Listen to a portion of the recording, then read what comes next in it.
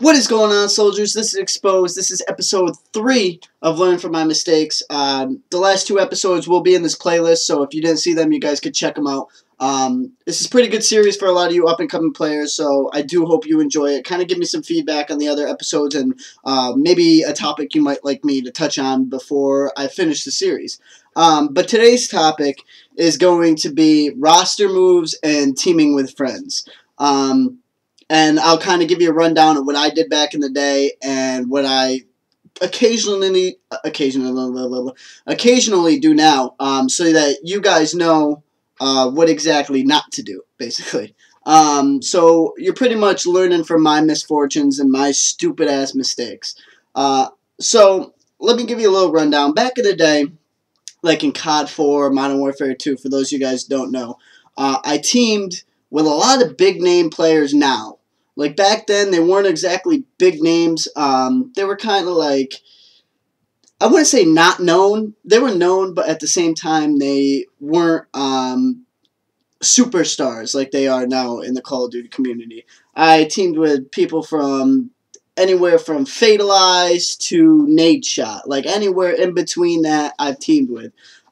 So when I was teaming with some of these guys, like Sid Rock is a big one. For some of you new guys, you might not know who Sid Rock is, but for some of you old guys, he was Paradox Envy, huge player for Envious in COD 4 and Modern Warfare 2. He was on IXI, very, very solid player. And back in the day, like, I dropped him a couple times. And I look back at it now, and I'm just like, that was such a dumb mistake, because after I dropped him, he went on to be one of the most dominant players in the game. And it wasn't because I sucked, or it wasn't because our team sucked. It was just because I made stupid things, stupid decisions as a leader. And I think back on it now, and obviously there's nothing you can do. You can't look back at the past. You can't, especially in Call of Duty, you can't live in the past or go back to the past. Because if you do, you're really just going to end up screwing yourself over. The only time you can really look at the past is like situations like this. Like, what did I do wrong and how can I fix it for the future? But like dropping players like that, that's one thing.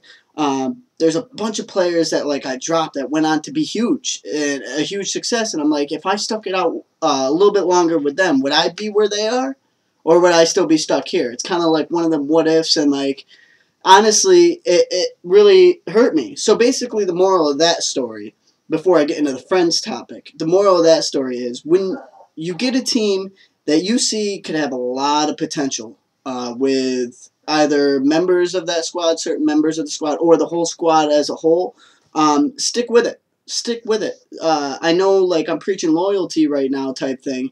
When roster changes is, like, in the past month and a half, 2 months, there's been crazy roster changes, especially with some of your guys' favorite teams.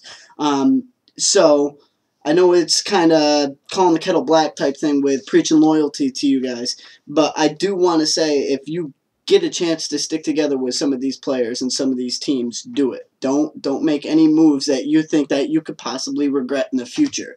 Even if it's a little argument, you get in an argument with someone and you're like, but this dude's really good, and outside of the game we get along great, and we just had this one stupid argument.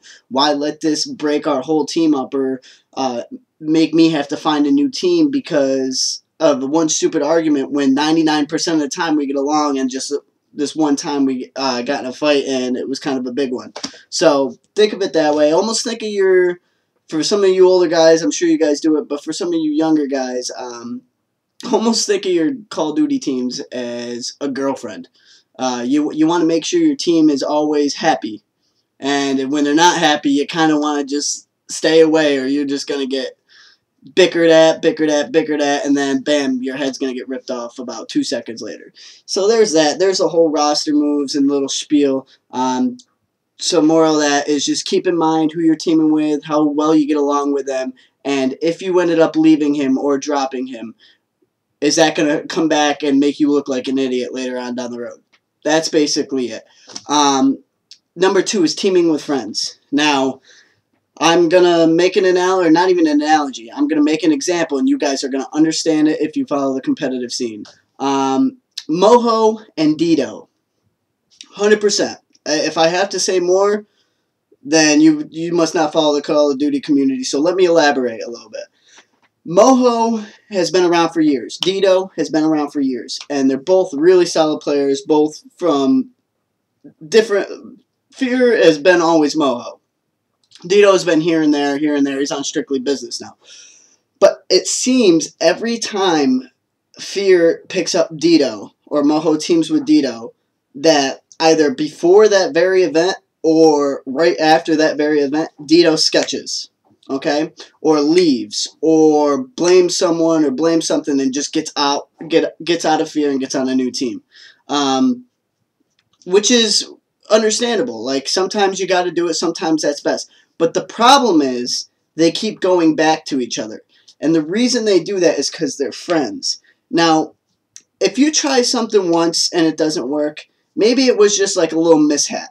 You know, maybe it just didn't work that one time. Maybe it was a different third or a fourth. That it just didn't work, you know. If you try it twice, again, maybe it's still the same scenario, but you're starting to assume that maybe it's not just going to work with it. But when you start doing it 3, 4, 5, 6 times, when are you going to learn, hey, it's not going to work? Or 2, I can't trust you. You can't trust me. Like, it's one of them things where you're friends, but you can't be teammates. And I know that for some of you guys listening, you're like, what the hell does that even mean? Okay, so, like, for instance, I've teamed with a couple friends in real life that were, like, the very first friend I teamed with in real life got into the scene with me. Me and him got into the scene at the same time. And his name was Toxic. Awesome player, great player. But I'd always find us bickering at each other for the littlest things. That's because we knew each other so well. We were so close of friends that I knew that if I called him out on something, I was so comfortable that I could be like, yo, what the fuck were you just doing? Whereas if it's a teammate that I don't know that well, or that I just picked up, I'm not going to be like, yo, what the fuck are you doing? I'm not going to do that because I don't know how he'll react. Whereas Toxic, or Secretly, is another example. I know him in real life and we teams. I could do that to him and I'd know how they react. But it got to the point where sometimes I would do it too much and they would react differently, and vice versa. So that's why there's this slogan that goes around: make your teammates your friends, not your friends your teammates. I'm pretty sure that's how. So I don't know. It's something crazy like that. But if you think about it, make your teammates your friends rather than your friends your teammate. Because if you make your friends your teammates, you're going to continuously do it. Like if you look at the Call of Duty teams and the pro teams and the roster changes, it's always the same people circulating around the same people. No one ever really goes out of their circle. So say this is the circle, right? This is a circle. I can't even do it, right? That's a circle.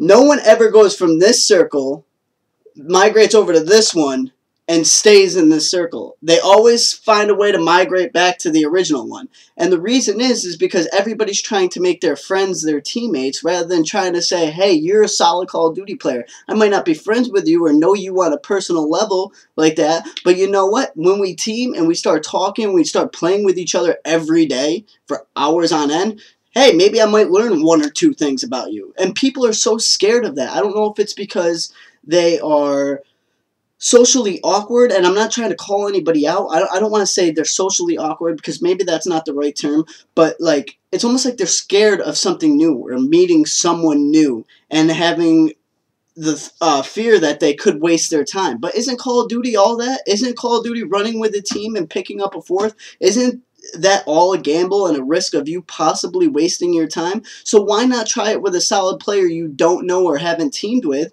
And who knows? Maybe he could be the perfect fit. Maybe he could suck and your team gets worse, but he could also be that perfect key, like that last gear that you needed to make the whole thing go. And that's something I try to stress to everybody. And I can't even say, like, I don't practice what I preach sometimes, but this is one thing I do practice what I preach. I will run with anybody I know.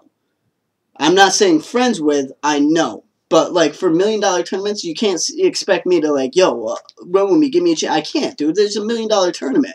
We don't have time to see if you're good enough to run. Whereas I'll run with anybody I know of. I don't have to be friends with them or played with them before, just played against them maybe and I know of them. That's all I'm saying. So make your teammates your friends and not your friends your teammates. And also, if you think dropping someone or making a roster move you'll regret down the road, if you have any doubt of that, don't do it. Simple as that. So I hope this one to me seems like the best out of the learn from my mistakes videos, and it seems like the most detailed and informational and a little more organized than the other two. So I do hope you guys like this video. I do hope this video helps you and maybe gives you a little insight for now and maybe the future. And if it did at all, please leave a comment below and let me know how you guys feel. I know it's 10 minutes long, and I'm sorry. I'm going to wrap this up right now. Thanks for watching, guys. I love you very much. Please leave it a like, comment, subscribe, share, favorite, show your mom, your dad, your grandma, uncle, I don't care. Thank you, guys.